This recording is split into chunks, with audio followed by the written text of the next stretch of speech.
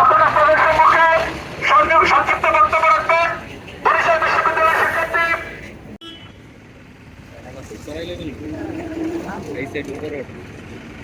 বন্ধুগণ, আপনারা সবাই দীর্ঘদিন ধরে আমরা দেখেছি শহীদ শহরে ওসমান বিন হাদি ছিল একটা আধিপত্যবাদ বিরোধী লড়াইয়ের অগ্রসৈনিক।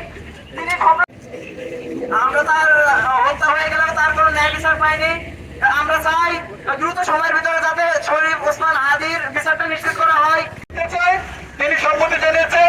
এ পর্যায়ে সংক্ষিপ্ত বক্তব্য রাখবেন ইফতেখার সাহেব, শিক্ষার্থী, বরিশাল বিশ্ববিদ্যালয়। ইসলামের কথা শব্দ উচ্চারণ করতে করতে নিজের মুখে লালা শুকিয়ে ফেলেছে। তার ব্যাপারে এসে প্রশ্ন করতে হবে আসলে এখানে শক্তি আছে কিনা।